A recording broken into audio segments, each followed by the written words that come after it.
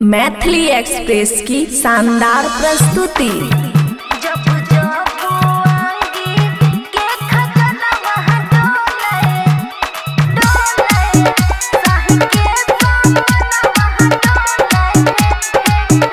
खुशी recording studio बलुआहा।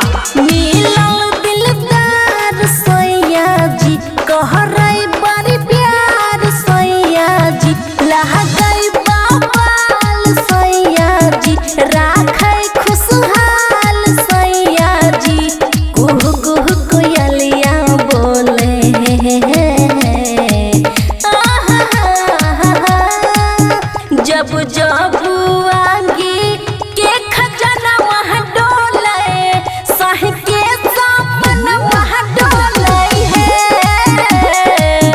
जब जब आगे के खजाना वहाँ डोले साहि के सामन वहाँ डोले है। डीजे सुमित सतीश रईमा। सुमित सतीश रईमा।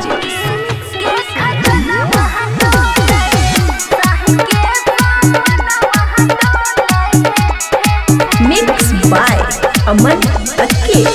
गंगा के पानी जेहन राजा पवित्र हमर देखै में हठा कठा गुद्दा से भरल कमर।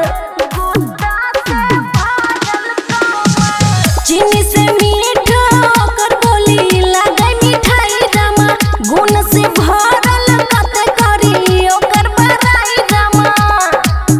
छन छन पायलिया बोले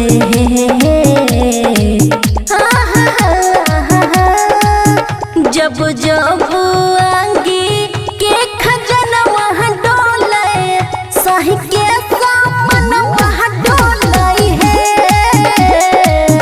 जब जब आगे के खजाना वहाँ डोले साहि के सामन वहाँ डोले है।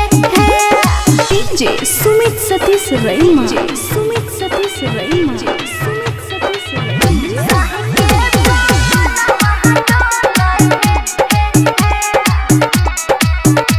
खुशी रिकॉर्डिंग स्टूडियो बलुआहा।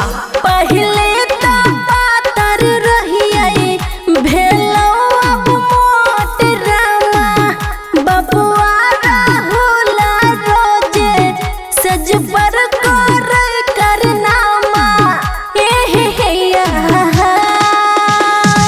मिलैया खूबे मजा भरैया सैया बाजा प्यार में हमरा सैया खूबे पियाबे मजा। देवरा अमन वहाँ डोले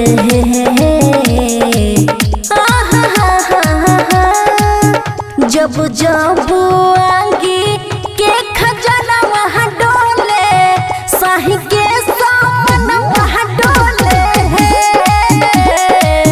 जब जब आगे के खजाना वहाँ डोले साहि के सामन वहाँ डोले है। खुशी रिकॉर्डिंग स्टूडियो बलुआहा।